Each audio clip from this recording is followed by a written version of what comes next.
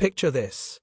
It's the killing winter of 973 after Christ, and Mother Nature is about to deliver a lesson in humility that will echo through the halls of Valhalla itself. The ice storms that slam into Trondheim that December night don't just bring wind and snow, they bring the kind of meteorological violence that makes even hardened Vikings pause their drinking songs and wonder if perhaps they've offended the gods one too many times. Now, when I say killing winter, I'm not being dramatic for effect. We're talking about a storm system that modern meteorologists would classify as a once-in-a-century event. The kind of weather that makes our contemporary blizzards look like gentle snow flurries. Imagine winds howling at speeds that would strip bark from trees, carrying ice chunks the size of your fist, while temperatures plummet to levels that freeze human breath before it leaves your lungs. In one terrible night, and I mean one single, catastrophic night, half of Trondheim's longhouses collapse like a house of cards in a hurricane. We're talking about structures that took entire clans months to build, representing years of accumulated wealth and craftsmanship, reduced to kindling and splinters in a matter of hours. 300 souls, men, women, and children, suddenly find themselves scrambling through the debris in sub-zero temperatures, searching for anything that might keep them alive until dawn. Picture the chaos. Families huddled together in the wreckage of what had been their homes just hours before, sharing whatever furs and cloaks they could salvage from the ruins. Children crying in the bitter cold, while their parents desperately try to construct makeshift shelters from broken beams and torn leather. This is survival at its most primitive, where your next breath isn't guaranteed, and morning seems like an impossible dream. But here's where our story takes an interesting turn, because standing in this devastation while burly, warriors are attacking fallen trees with their axes, boasting about how they'll rebuild everything through sheer Norse strength and stubborn determination. There's a young man doing something completely different, something that, to the other survivors, must have seemed absolutely insane. Meet Bjorn Ironside. Not the legendary Bjorn Ironside you might know from the sagas, the semi-mythical warrior who supposedly raided the Mediterranean and struck fear into the hearts of Franks and Moors alike. No, this is a different Bjorn entirely, a young man who happens to share that famous name but possesses talents that would make his Viking ancestors scratch their heads in bewilderment. While grown men are grunting and sweating, trying to move massive logs by brute force alone, young Bjorn is sitting by a flickering fire, studying strange markings on pieces of vellum. To understand how extraordinary this scene really is, you have to remember that literacy in the Viking world was almost exclusively limited to runic inscriptions, short, practical markings for ownership or simple messages. The idea of studying lengthy texts, especially foreign texts, was as alien to most Norse warriors as quantum physics would be to us. But Bjorn had a secret weapon in his intellectual arsenal, his grandmother Ingrid. This remarkable woman had spent 20 years of her life serving in the Varangian Guard down in Constantinople, that glittering jewel of the Byzantine Empire, where East met West, and where the accumulated wisdom of Rome still flickered in the darkness of the early medieval world. Think about what that means for a moment. 20 years in the most cosmopolitan city on earth at that time. 20 years absorbing knowledge and techniques that most Vikings wouldn't encounter in a dozen lifetimes. Before her death, Ingrid had done something that would have been considered borderline heretical by many of her neighbours. She taught her grandson to read Latin texts, Roman engineering, manuals, architectural treatises, mathematical principles, knowledge that the Western Roman Empire had accumulated over centuries of conquest and construction, preserved in the Byzantine libraries like intellectual time capsules. Now here's the human drama that makes this story so compelling. The other men mock Bjorn mercilessly. They call him Bjorn the Builder, and in their culture, this isn't a compliment. It's the kind of nickname that carries the sting of social rejection, the implication that while real Vikings swing swords and raid monasteries, this oddball wastes his time with foreign scratchings that no self-respecting warrior should care about. Imagine being in Bjorn's boots for a moment. You're surrounded by a culture that values physical prowess above all else, where your worth as a man is measured by your ability to wield an axe or hold your liquor. Your peers see you as weak, bookish, fundamentally un-Viking. And yet you possess knowledge that could revolutionize how these people live, knowledge that could save lives and create prosperity beyond their wildest dreams if only you could convince them to listen. But here's where the crisis becomes opportunity, because Jarl Ragnar Thorson is facing a problem that brute strength alone cannot solve. With spring trading season approaching in just 12 weeks, the settlement doesn't just need shelter, it needs proper storage facilities. Without those, their entire economic foundation will crumble. Furs and amber, the lifeblood of their trade relationships, will rot in the wet spring weather, bankrupting not just individual families but the entire community. So Ragnar, in a moment of desperation wrapped as entertainment, announces a contest that gets every tongue in Trondheim wagging. 7 clan champions may compete to rebuild the fastest, and the winner claims both the Jarl's flame-haired daughter Astrid and a longship loaded with 40 marks of silver. When Bjorn steps forward, enter this contest, the great hall erupts in the kind of laughter that must have echoed off the rafters like thunder. Here's this young man, mocked as weak and bookish, proposing to compete against the strongest warriors in the settlement. It's David versus Goliath. Except David's sling is a collection of Roman texts, and Goliath is represented by 7 different champions, each backed by entire clans of experienced builders. And then there's Olaf Skullcrusher, because of course there's an Olaf Skullcrusher in this story. Champion of the Bear clan and Bjorn's childhood tormentor, the living embodiment of everything Bjorn is not. When Olaf demands that the scroll worm prove his worth by lifting a single roof beam, you can almost feel the anticipation in that hall. This is the moment where either Bjorn slinks away in shame or something extraordinary happens.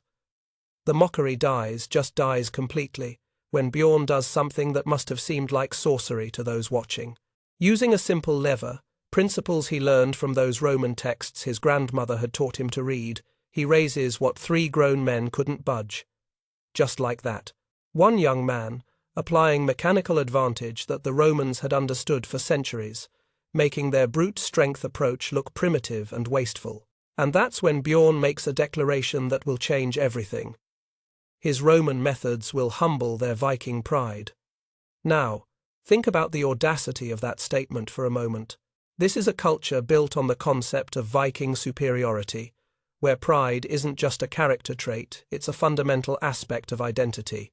To suggest that foreign methods, learned from books rather than battle, could somehow be superior to traditional Norse ways, well, that's not just throwing down a gauntlet, that's declaring intellectual warfare on an entire worldview. But here's what makes this moment so pivotal in our story. Bjorn isn't just making an empty boast.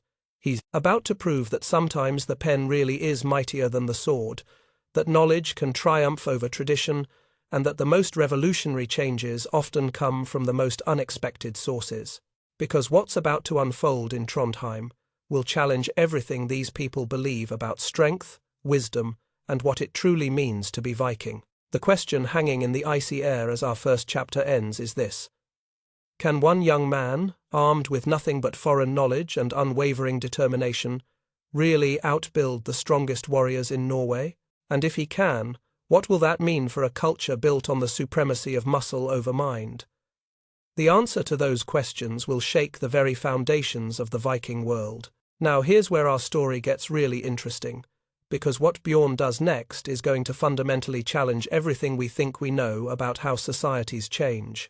While 7 clan champions are marshalling their strongest warriors for what they expect to be a traditional construction battle, lots of grunting, lots of sweating, lots of muscle against timber, Bjorn is walking among a completely different group of people with something that can only be described as revolutionary vision.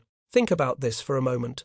In every society, throughout history, there are always those who get pushed to the margins. The injured, the elderly, the ones who don't fit the standard mold of what that culture values. In Viking society, with its emphasis on physical prowess and martial glory, these forgotten souls were essentially written off as dead weight. But Bjorn sees something that nobody else does.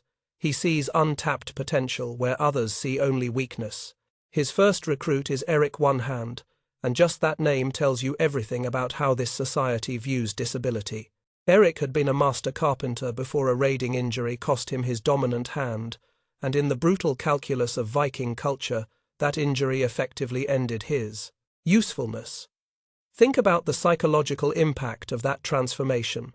One day, you're a respected craftsman whose skills are valued by the community, and the next day, you're essentially invisible, your knowledge and experience dismissed because you can no longer swing a hammer with your original strength. But here's what Bjorn understands that nobody else does. Eric's mind wasn't damaged in that raid. 20 years of carpentry experience doesn't just evaporate because you lose a hand. All that accumulated knowledge about wood grain, about joint construction, about the subtle ways that timber responds to different techniques that's still there, locked away in a man that society has decided to discard. Then there's Gudrun the Wise, an elderly woman who remembers the old joint-cutting techniques that the younger generation has largely forgotten in their enthusiasm for brute-force construction methods. In a culture that increasingly values the new and flashy over the traditional and tested, Gudrun represents a living library of techniques that took generations to develop and perfect. But because she's old and female in a society that prizes young male warriors above all else, her knowledge might as well not exist.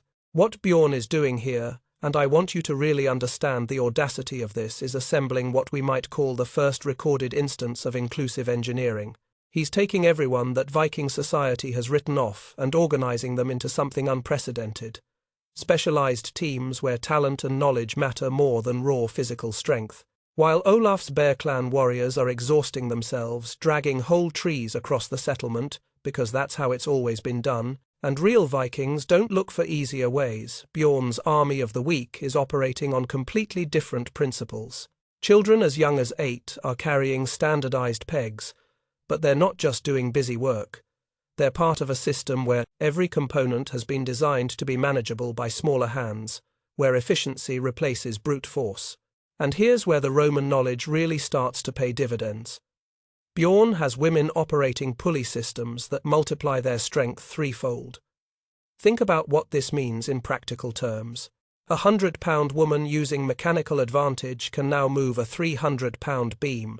Suddenly, the traditional equation of bigger person equals more useful person gets completely turned on its head. The mathematics hidden in those Roman texts that Bjorn studied by firelight reveal something that should have been obvious, but somehow wasn't. 4 people working with mechanical advantage can outmatch 12 people working against friction. It's not magic, it's not sorcery.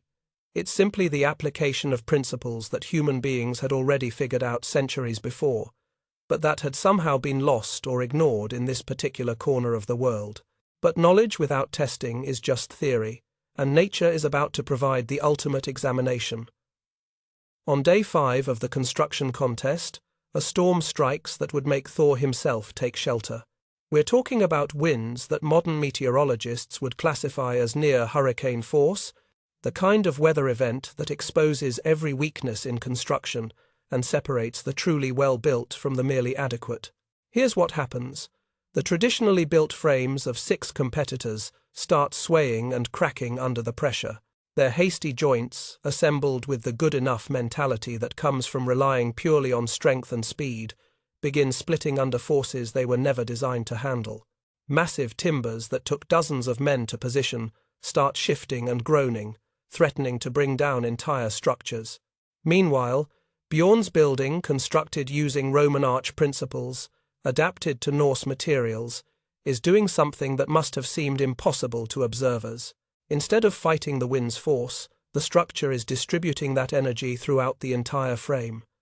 Every joint is designed not just to hold under normal conditions, but to flex and adapt under extreme stress. It's the difference between a rigid tree that snaps in a hurricane and a flexible one that bends but doesn't break. And here's the image that really captures the revolutionary nature of what's happening. While rival teams are scrambling to shore up failing walls, desperately trying to prevent total collapse, Bjorn's workers are continuing to build. They're actually protected by the very structure they're creating, working inside a building that's proving its worth in real time, under the most extreme conditions possible.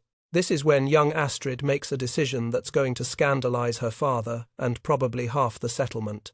She defies Jarl Ragnar's explicit orders and visits the construction site, where she discovers something that challenges every assumption about Viking social order.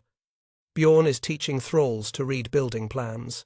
Now, to understand just how revolutionary this is, you have to remember that thralls' slaves were considered property in Viking society. The idea that they might be capable of learning, much less that someone would waste time teaching them skills traditionally reserved for free men, was absolutely scandalous. It wasn't just socially inappropriate, it was potentially dangerous to the entire social structure. But Bjorn is doing something even more radical than teaching slaves to read. He's promising them freedom through knowledge. He's suggesting that a person's value isn't determined by their birth status or their position in the social hierarchy, but by what they can learn and contribute. In a society built on rigid class distinctions, this isn't just progressive thinking, it's revolutionary ideology that threatens the very foundation of how power and privilege are distributed. By dawn of the 8th day, the impossible has happened. Bjorn's longhouse stands complete, featuring carved doorposts and smoke holes precisely aligned to the star's details that demonstrate not just functional superiority, but artistic mastery. Meanwhile, Olaf's nearest competition, backed by the strongest warriors and the most traditional methods, remains half-roofed and vulnerable. The message is clear, even if many refuse to accept it.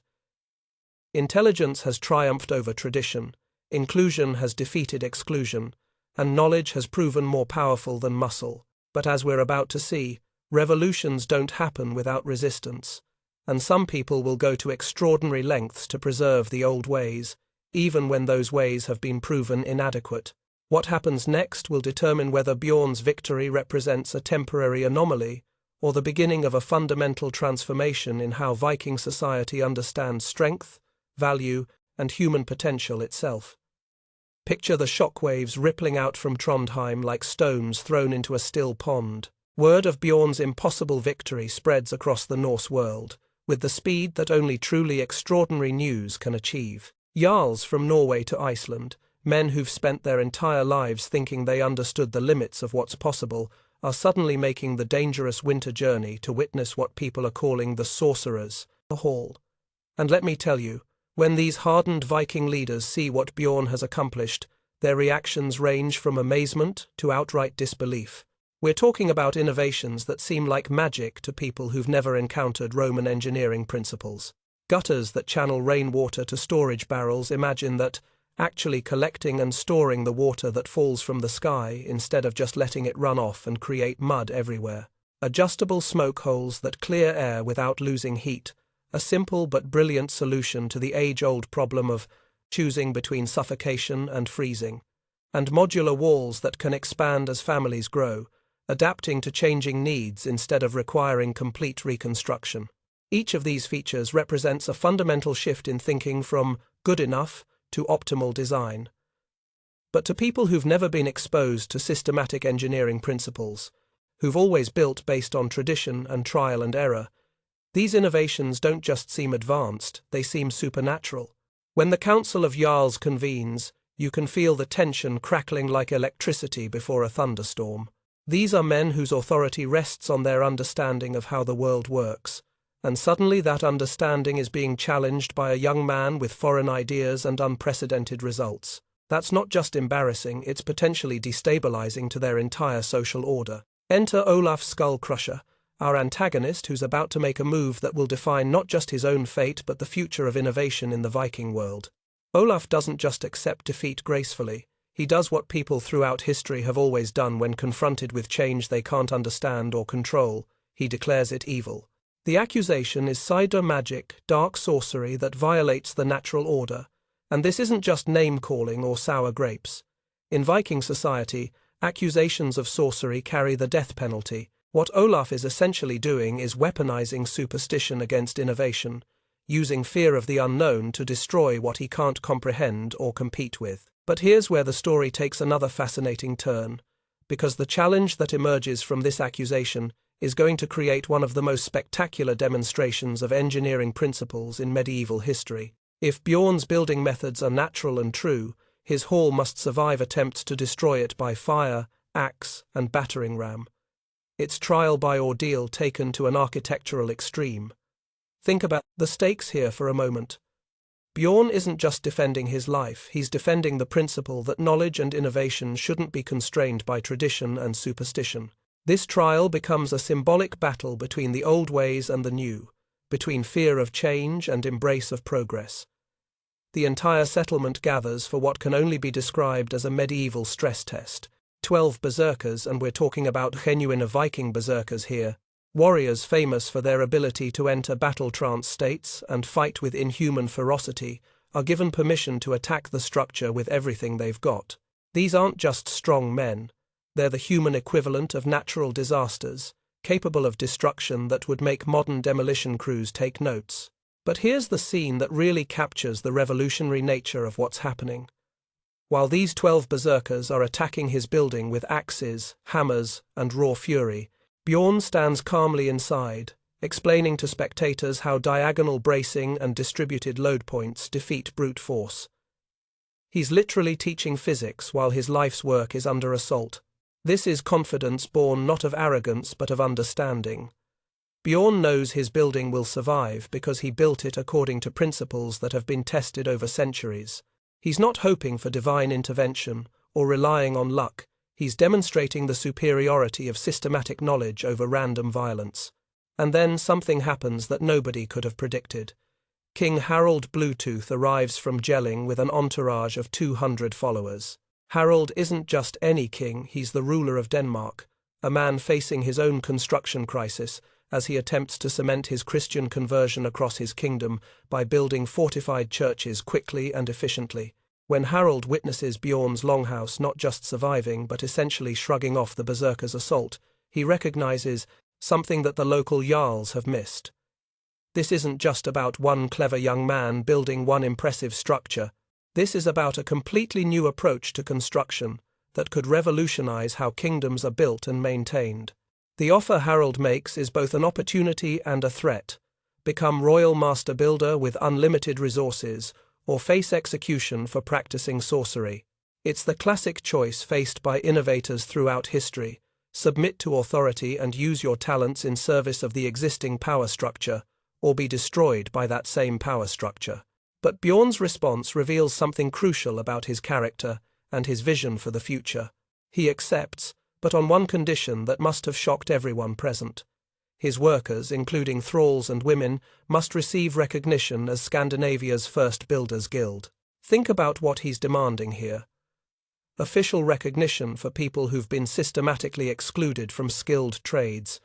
Legal protection for knowledge-sharing practices that traditional society considers dangerous.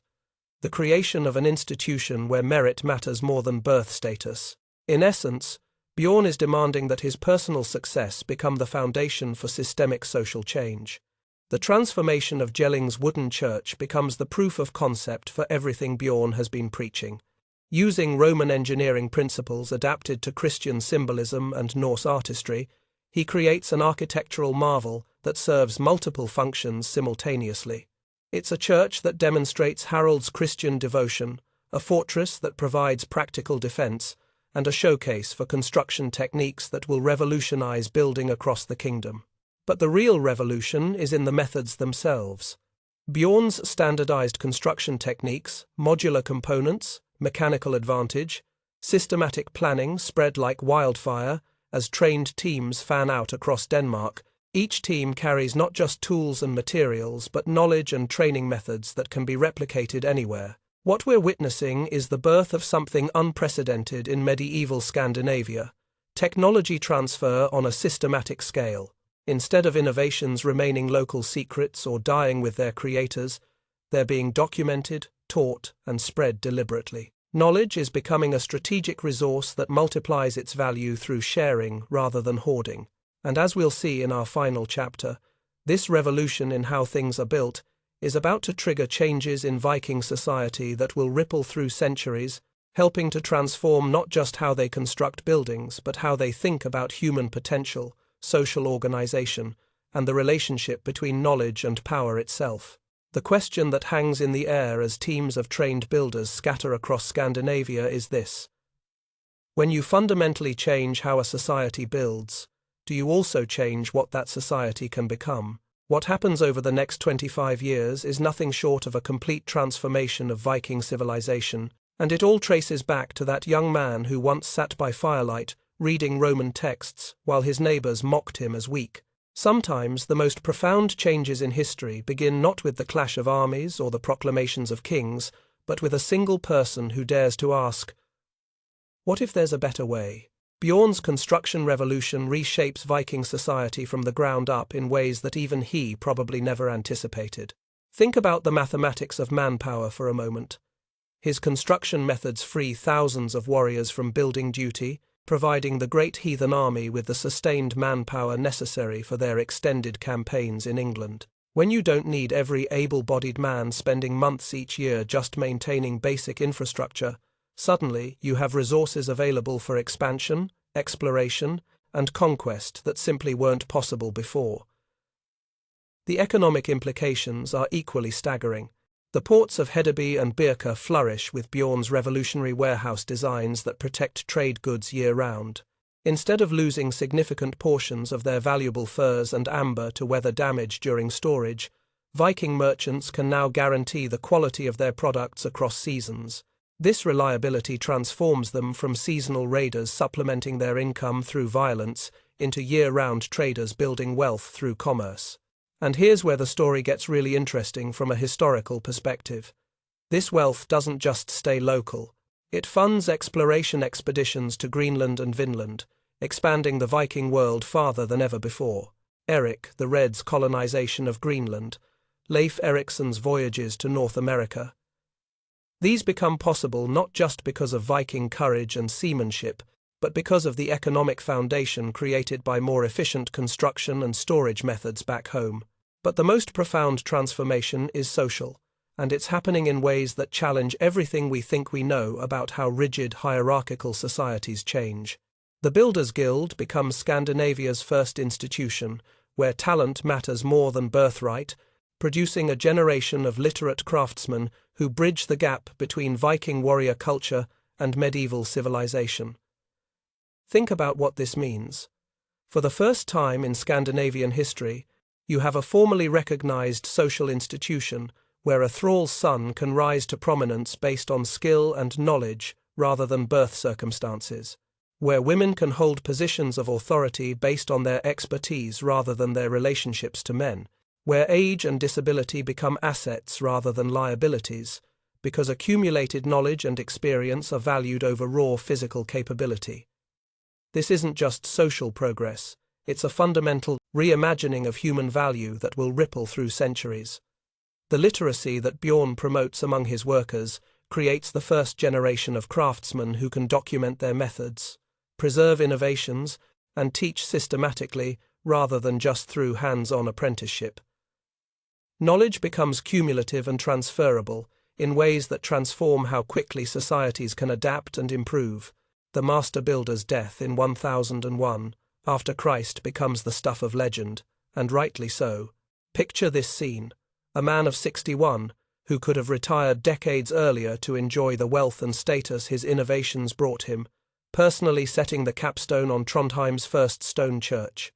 He dies not in bed surrounded by luxury, but in the act of creation, still learning, still building, still pushing the boundaries of what's possible.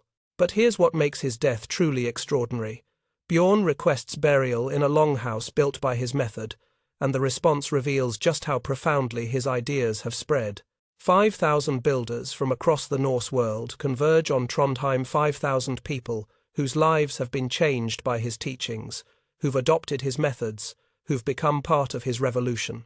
And they raise that funeral longhouse in a single day. Think about the logistical coordination required for that achievement. We're talking about 5,000 craftsmen, working with standardized components and systematic methods, completing a major construction project in one day as a testament to their teacher's legacy. It's both a technical marvel and a spiritual statement, proof that Bjorn's vision of collaborative, efficient construction has become reality on a scale that transforms grief into celebration. His grandson Thorstein's decision to preserve Bjorn's workshop intact creates something unprecedented in medieval Europe, a technical library that combines Roman engineering principles with Norse innovations.